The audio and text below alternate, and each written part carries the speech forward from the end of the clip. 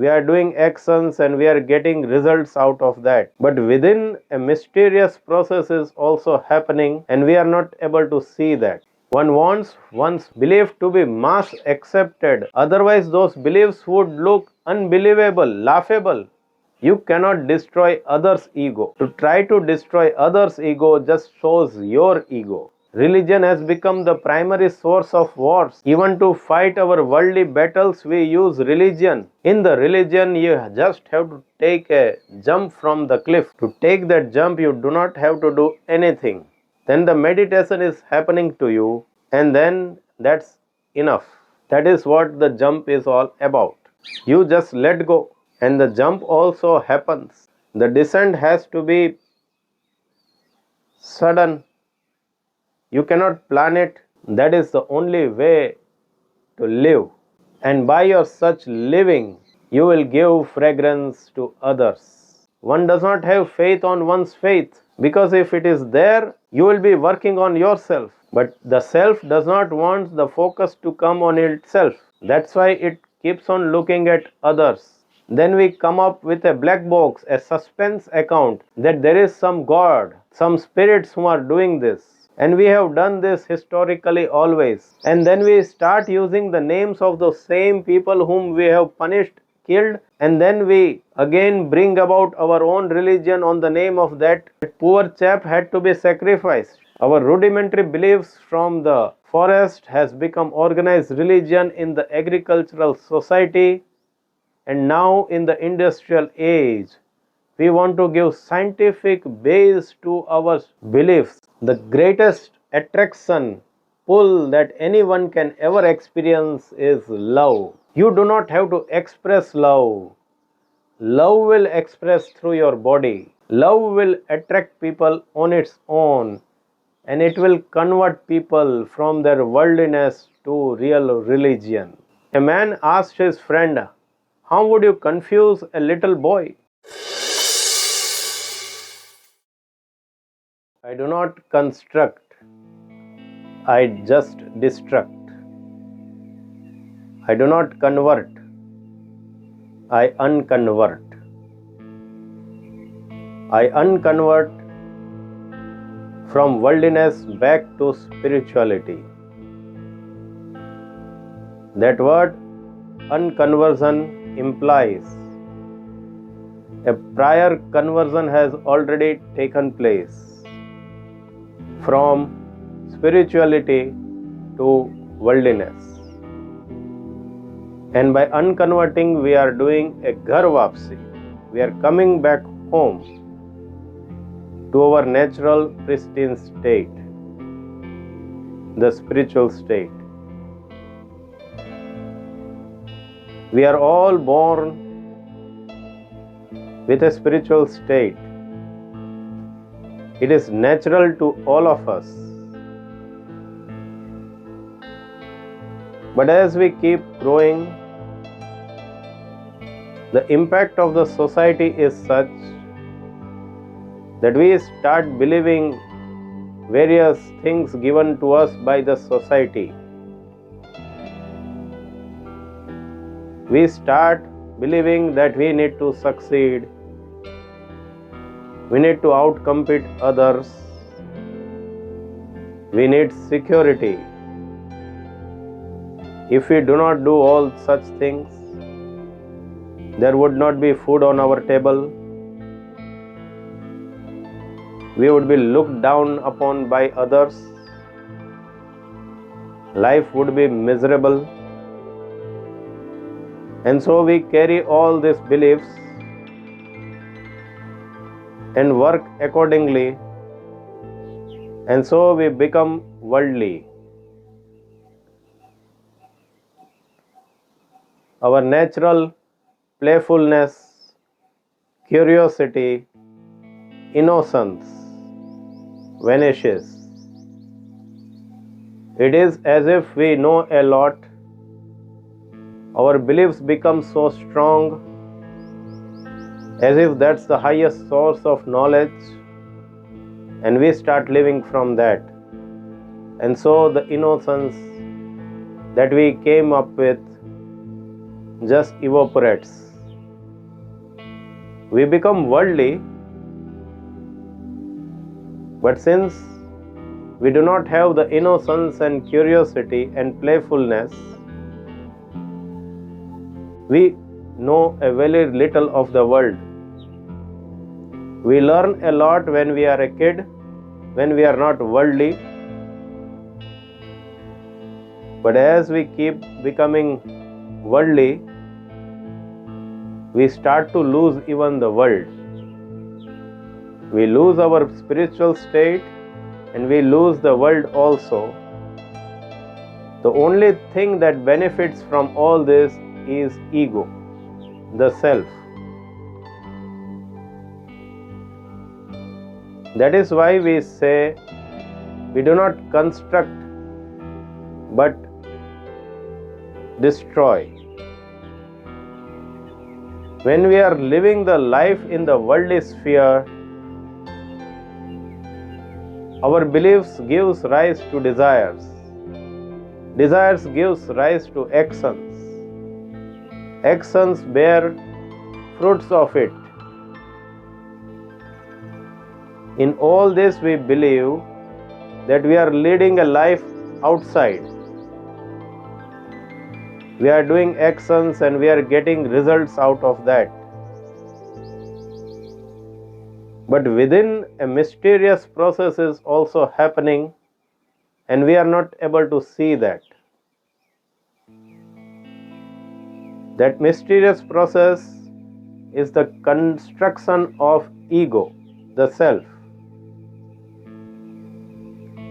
As we keep moving in the external life, phase by phase, desire by desire, step by step, layer by layer, internally, the self is getting constructed. The self owns up your actions and their results. The self says, I did this and I succeeded, or I failed, or I partially succeeded, or I need to put more efforts, or I need to relax. All of this conclusions just strengthens the self. And that is why we need to destroy the self. And spirituality or religion is just to destroy the self.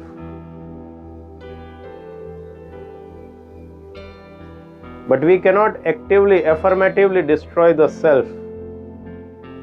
Because if we go about destroying the self, it would be the self which would be destroying itself. It will make it look like I am destroying myself.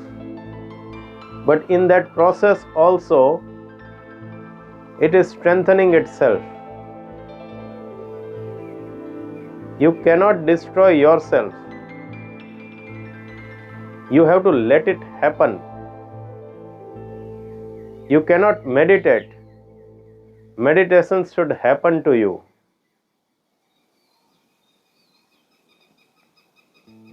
We have to understand this. Step by step, we have constructed our life. We are always focused on the external life. In this, the self is strengthening itself and it wants us to look at the external world only, to believe the beliefs that the society has given us, or it may construct its own beliefs which may be a little different from the society. But in all this, the self is constructing itself and it does not want you to focus on it. It always wants you to focus on the external. Because if you focus on it, it starts to unravel. It has to hide because it is a thief. It is unnatural.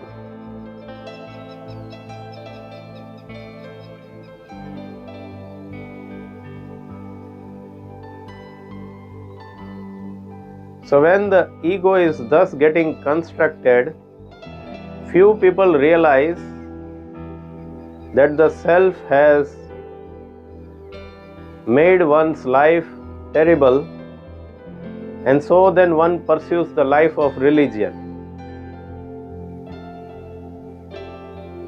So layer by layer, step by step, you have climbed the ladder of self. Then in religion, if you believe that step by step you will descend back through the same ladder, then that is your mistake. Because step by step, whatever will come down would be still the self.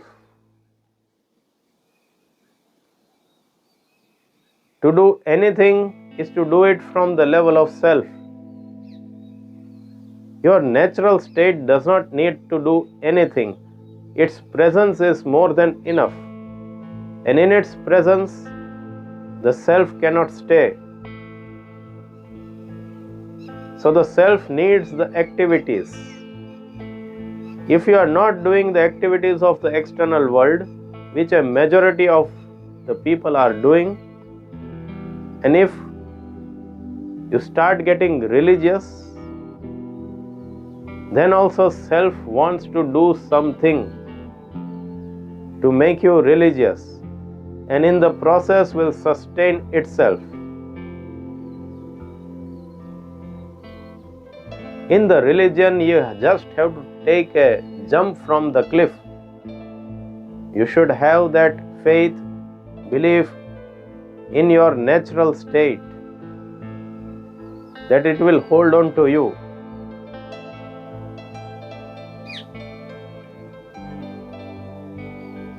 To take that jump, you do not have to do anything. You stop moving step by step. You do not give the food to self. You do not give activities to self. Then the meditation is happening to you. And then that's enough. That is what the jump is all about. You just let go, and the jump also happens. The descent has to be sudden. You cannot plan it. You cannot ask when and how it will happen, because you cannot actively, affirmatively do that. To do that is to work from the level of self.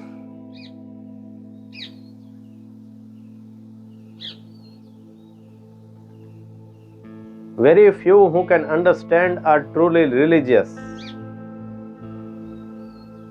Not just theoretically understand this, but actually live through that.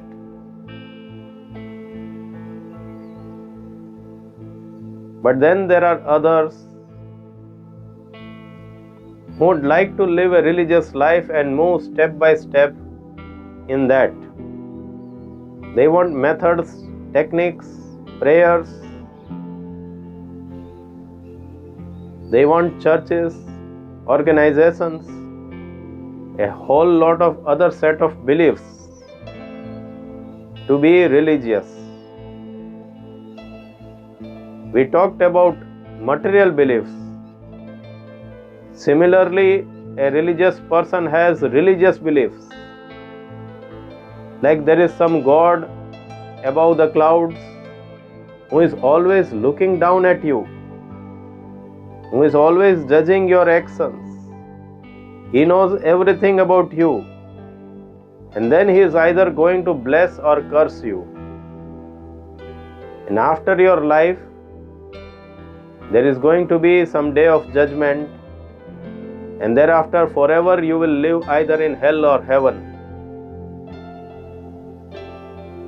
These all are religious beliefs.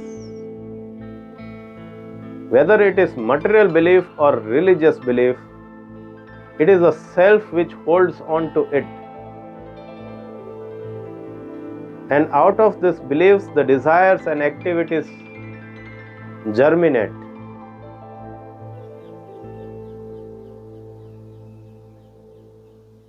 These beliefs are not an actuality, a reality or a truth. They are just maybe some imaginations or unanalyzed observations or just some visualizations or just plain lies. Or maybe you are hoping that there is something like this.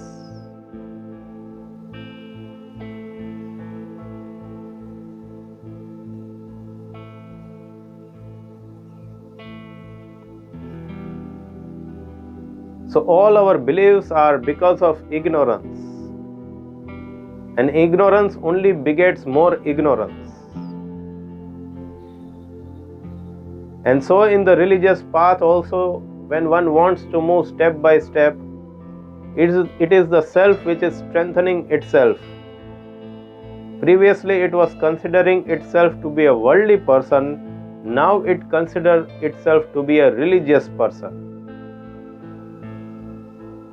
A religious ego is more difficult to dismantle, almost impossible to dismantle. Because we use religion to destroy the ego, now this person unknowingly has become worldly in the religious life.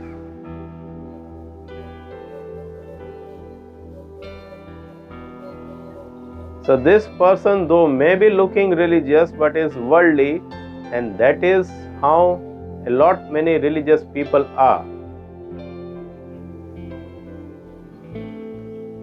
Then there could be another kind of a religious person. He is out and outright a charlatan. He is totally worldly, he knows he is worldly, but he acts out to be a religious person. Nothing more needs to be said about such a person, but one thing is certain. It is because of this first type of religious person, that is the one who unknowingly becomes worldly in the religious life. It is because of this type of person, this second type of person, a charlatan in the religious field, happens to come about. Because both have not reached anywhere.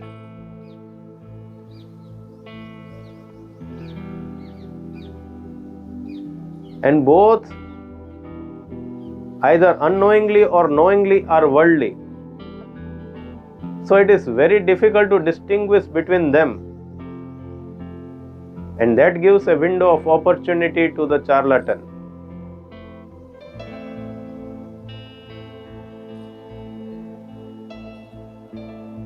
Then the third kind of religious person is a truly religious one. That person has observed how the self is getting constructed layer by layer, and one knows that no amount of belief will help in this, because you believe something if you want to do something. If you need to walk, you need maybe inspiration, motivation.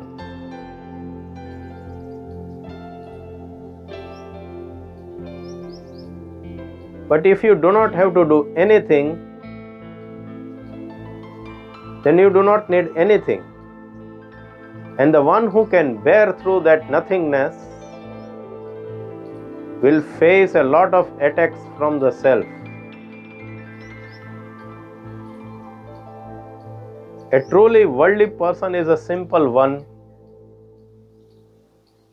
but a religious person could be either of these three categories. So a worldly person and the first two types of a religious person does not face that much attacks from the self, because they have surrendered to the self. But this truly religious one will face a barrage of attacks and arrows from the self,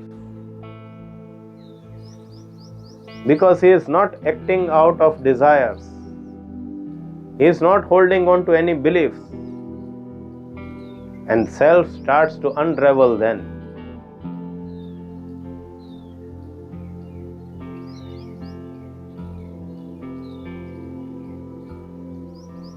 You do not have to do, and that's the jump that one has taken away from worldliness. That is the unconversion that has happened. And if you can bear through that, then layer by layer self automatically unravels, destroys itself.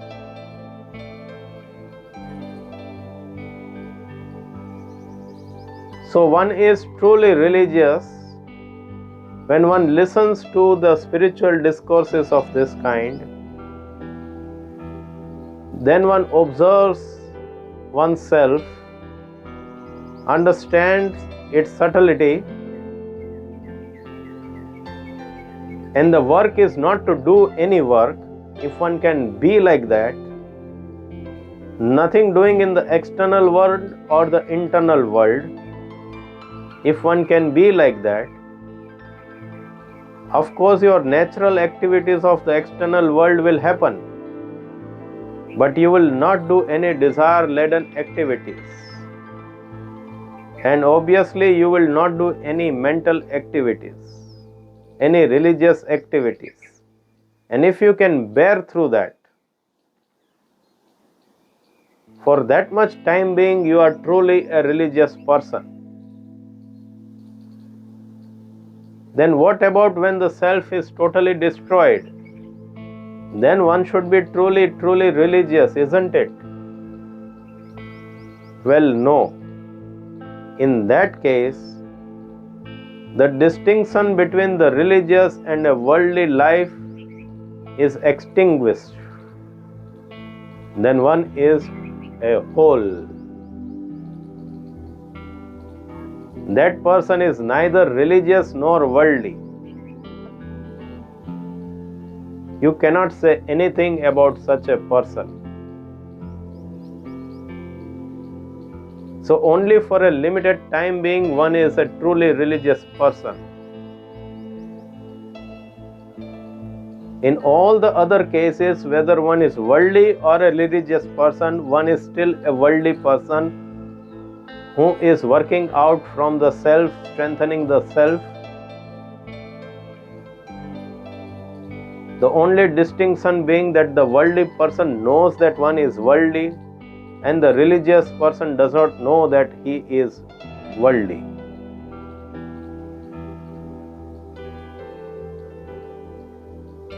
And it is this pseudo-religious people want to rely on others, does not want to work on oneself, does not want to look at their own self, and their self does not allow them to look at itself. They want others.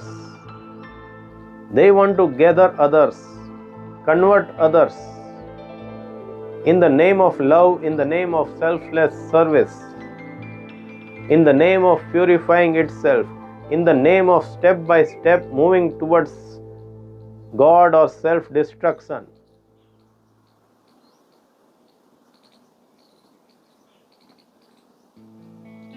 We want others because we have not progressed ourselves.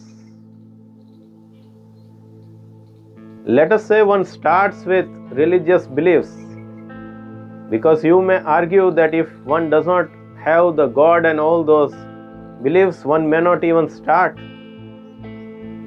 Not everyone can start from philosophy. Let us say somebody is starting from faith. Then as one keeps on moving, and if one is very serious about one's beliefs, then one will go towards self-destruction. Then one will know that one is no longer serious about one's belief. One will then understand very clearly that the beliefs were given to him or he had accepted them, but they were just the props. And then one has to let go those props.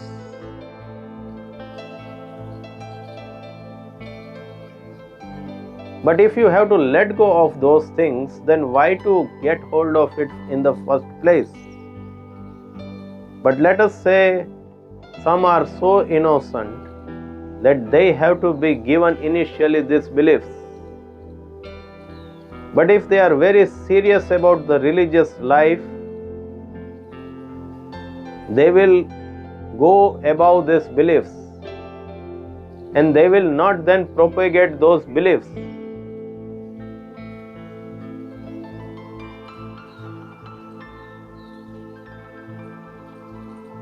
But it does not happen with most of the pseudo-religious people. So then they want the whole of the world to join that bandwagon.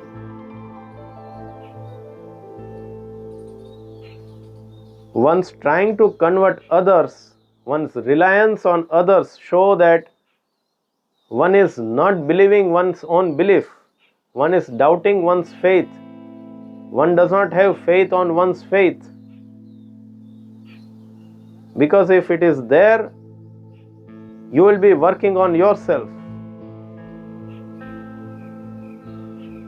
But the self does not want the focus to come on itself. That's why it keeps on looking at others. You are not so sure about your own belief because you have not got anything out of that. Now you cannot be worldly, who are making merry in the world, but internally you also want to do the same, but you have to stop yourself. So you find out other set of activities like converting others, and you give a wonderful clothes, love, selfless service to my God, in the name of saving the humanity, in the name of bringing everyone under your own God. That you need to bring everyone under your God and only those would be saved is also a belief, it's an illusion.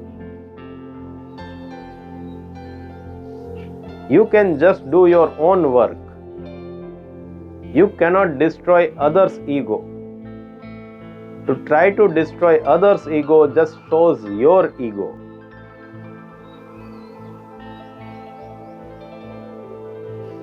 But the propensity of the self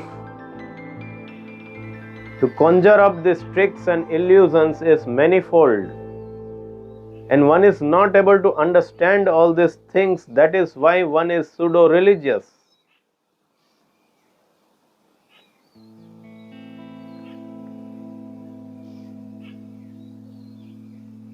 One wants one's belief to be mass accepted. Otherwise, those beliefs would look unbelievable, laughable. One is not able to stand on one's own legs. That's why one wants the support of others, to hold on to others' hands. The others becomes their support systems.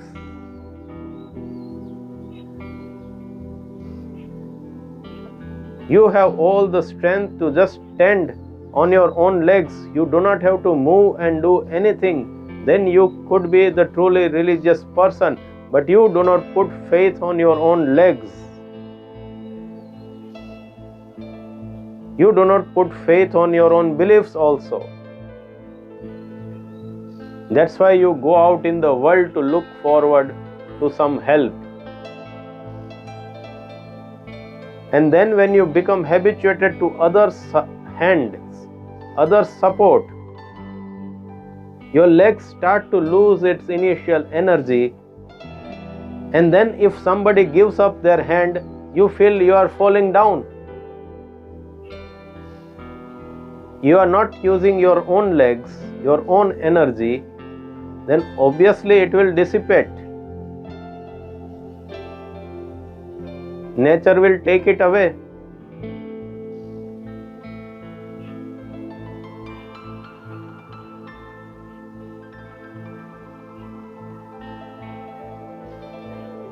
The ones who are getting converted are also just like you. They had their own set of beliefs. Now they are just changing from one belief to another. Like you change your worldly belief to a religious belief, they might be just converting their one religious belief to another, from one illusion to another. To move like that, that is the movement of the self. There is nothing religious in this. Moving from darkness to greater darkness.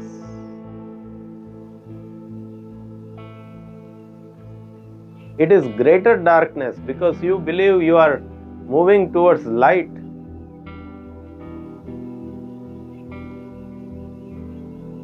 You are conjuring up tricks to kill yourself. You are killing your own energy.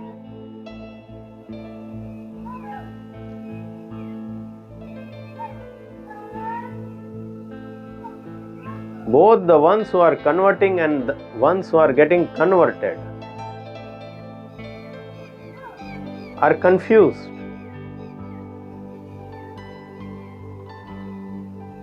A man asked his friend, "How would you confuse a little boy?" The friend replied, "I will ask that boy to find out a corner in a circular room." The man was impressed and said, "Wow, fair enough. And can you tell how that little boy can confuse you?" The friend replied, "Yes, by finding out a corner in a circular room." This is what happens. You do not know what you are giving as a belief to others. You may know initially that those beliefs are just imaginations, but once others start accepting it, you may believe that to be true. You may believe there could be a corner in a circular room.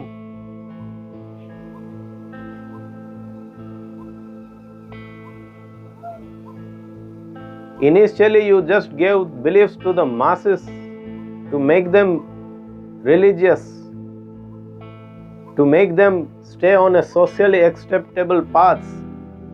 But when the masses start accepting that, even the religious leaders feel that maybe my beliefs are correct, maybe it is helping them, then it may help me also. If the confusion helps me, why not accept the confusion? So both keep on confusing each other. Both knows that to convert there are allurements. There is greed involved. There is worldliness involved. Or one may want the support of others to stay disciplined in the religious life. One may believe that if one is alone, one is not so much disciplined, but if one becomes part of some group, then one would be disciplined. So one starts to gather that group. So one starts to rely on others. And that is what the self wants. You have the strength to be disciplined on your own. And if you do not have that, others cannot help much. To rely on others too much would make you deficient of your own energy. Then only others will remain and you will suffer forever. Then there are some people who wants these gatherings and groups and larger masses just to enjoy social life, festivals. Then there are others who are with the other set of beliefs. They are not part of my festivities. So there is naturally hatred between the two groups of religious people. There is war within us the religion was supposed to give us relief from that. Now we have started religious wars. Religion has become the primary source of wars.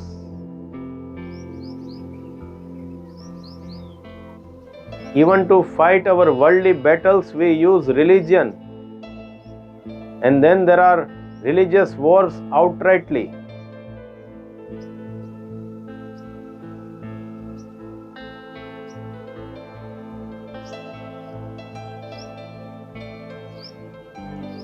It all started when men started agriculture and started to move in villages and started a somewhat organized life. So one needed an organized set of beliefs. An organized religion took shape from that time. Before that, man was living in the forest. Man had rudimentary beliefs, because when we were seeing that there are natural phenomena, natural calamities which cannot be explained, then we come up with a black box, a suspense account that there is some God, some spirits who are doing this. There are questions that come in our bosom, and to kill those questions, there are these beliefs, these illusions, these half-baked theories and ideologies which we conjure up ourselves to pacify ourselves, and the self is pacified because self sustains on this kind of beliefs. If you truly want to inquire, it is too much of a burden for the self. And if you truly inquire, the focus will come on the self. The self does not want it, so it gives an easy route out in the form of some beliefs, faith, religion. And this gives rise to the people who are giving the beliefs and the ones who are accepting. The ones who are giving are few, and the ones who are accepting are many. The few become the tribal leaders in the forests.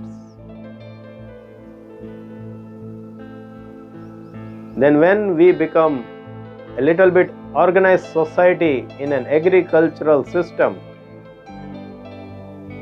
we have a lot of free time then. Physically the life starts to become little easier, but psychologically it becomes sickening. It always happens like that. One does not have to remain always alert as one was in the forest. The work is also less. Boredom creeps in, and out of that boredom, one may pursue antisocial activities. One's mind may go haywire. And to find a solution to that, again men started using that same tribal mindset. Give religion, give beliefs, get it mass accepted, and become a leader.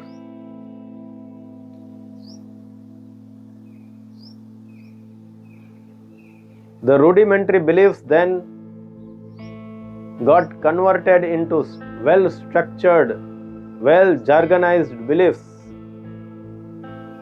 Written scriptures came about.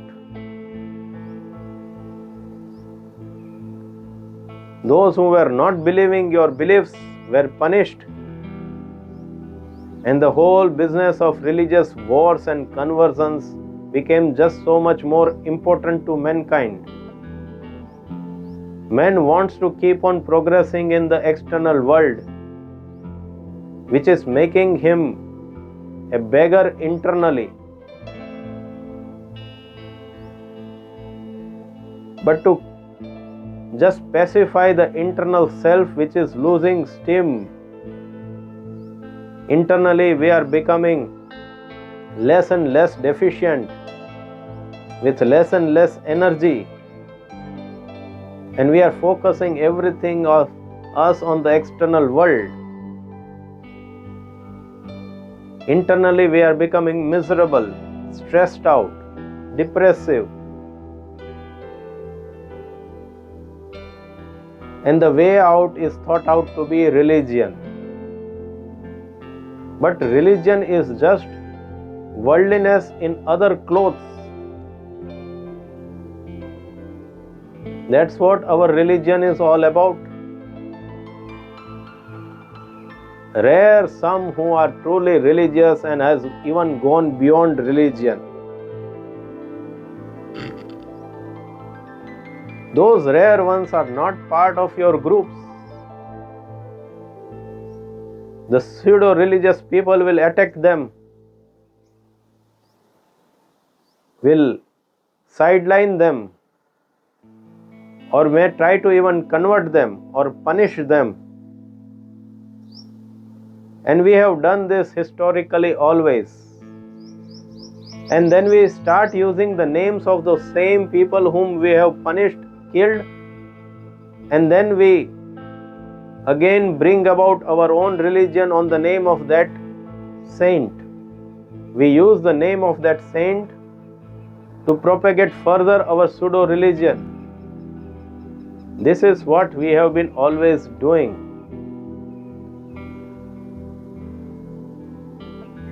The saint did not sacrifice for you. You made him sacrifice. And now you want to use his name to further yourself, to further your business, to further your worldliness, to further your madness, to beget more ignorance. But you believe you are doing seva, you are doing service to this world, you are spreading the love of your saint. That poor chap had to be sacrificed.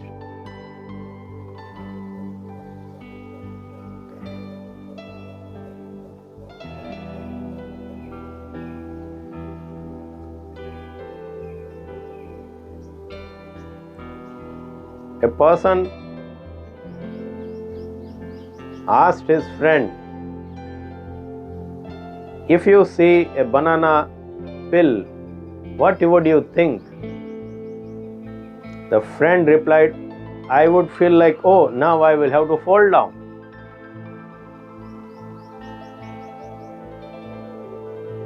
It is the same with the religion. As soon as we see or hear anything religious, we believe, okay, now we have to fall down, kneel down, give up. It will give us some temporary relief, and then again we will become worldly. We are using religion to give us that temporary relief because we are tired out of our worldliness. And so, with that temporary relief, that temporary rest, we come back with new vigor and start attacking our worldly life, leading our worldly life.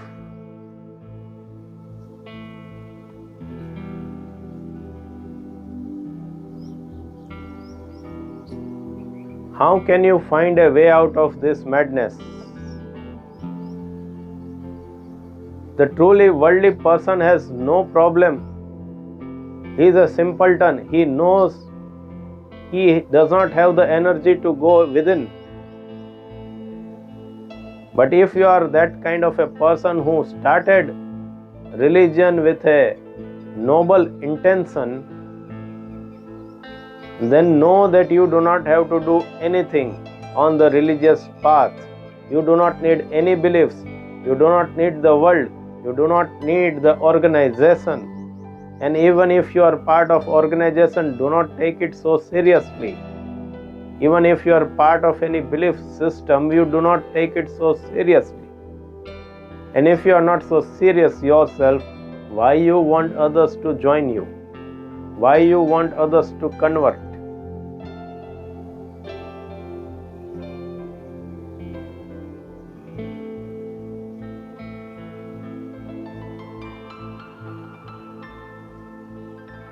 A man asked his friend. He saw the friend coming from the other side, and so he asked, "What are you carrying in your bag, my dear friend?" The The friend replied, "There are chickens in this bag." The man asked that if I guess how many chickens are there in your bag, you should give me one of that. The friend replied, "I will give you both of them." And still this man is asking this friend, "Please give me some clue to find out how many chickens are there in that bag." That's how anti-intellectual we have become in the field of religion. In the field of world, we are very smart. But in the field of religion, we are totally anti-intellectual. Our rudimentary beliefs from the forest has become organized religion in the agricultural society, and now in the industrial age, we want to give scientific base to our beliefs. And so we come up with our scientific mumbo jumbo logics. We do not just want to get rid of that. Why hold on to something which has to be anyway given up? Because you believe that my religion, my belief, if I give up but the other is still holding on to it, they will form a group with it and they will eventually overpower us. So if I have to give up, let the other also give up. Then other also still is relevant. If you understand all this, then you would say, now others should give up, then I will give up. First there was madness to convert others, make others part of you. And if you start understanding that this is madness, then just to give up, you need still others.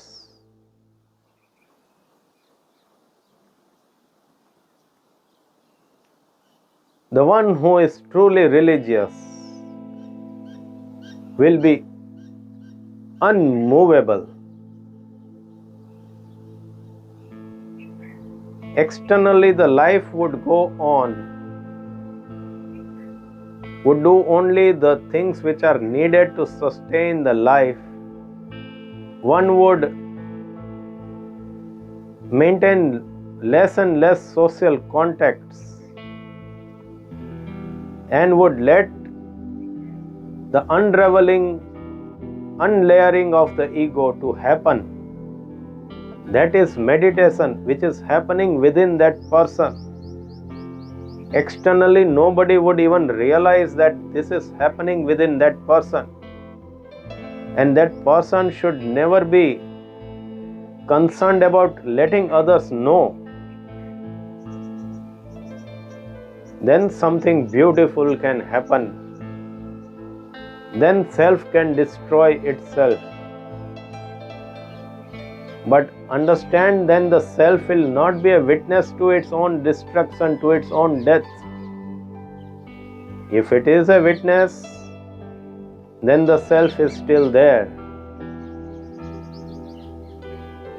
It is there in the most subtlest form, but it is still there, and it will germinate back in the form of a religious ego again. When and how that happens, even the self should be unaware. So the ones who are claiming enlightenment are fooling themselves and the others.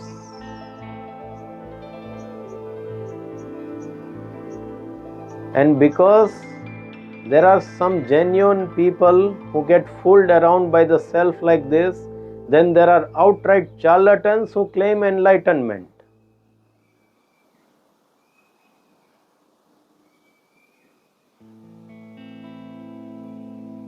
So you do not need any outer or inner engineering, step by step move into this.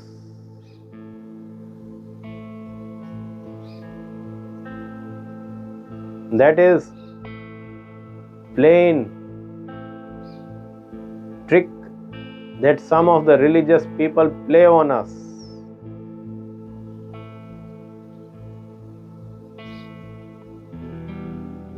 And then The truly religious person who understands all these things, and if one has the energy to let the ego evaporate, then one will see that the love has engulfed such a person.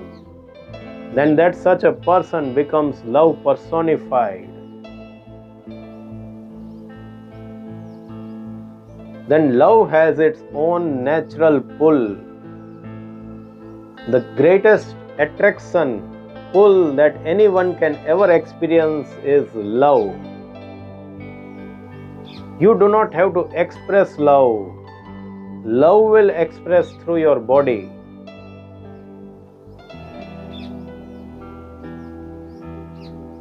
Love will attract people on its own, and it will convert people from their worldliness to real religion. So if you truly want to help others, help yourself by not doing anything on the internal side.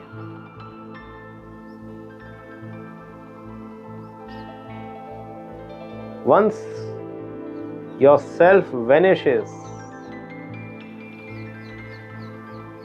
you have done the most wonderful service that can ever be done to humanity. And that's the only service that needs to be done.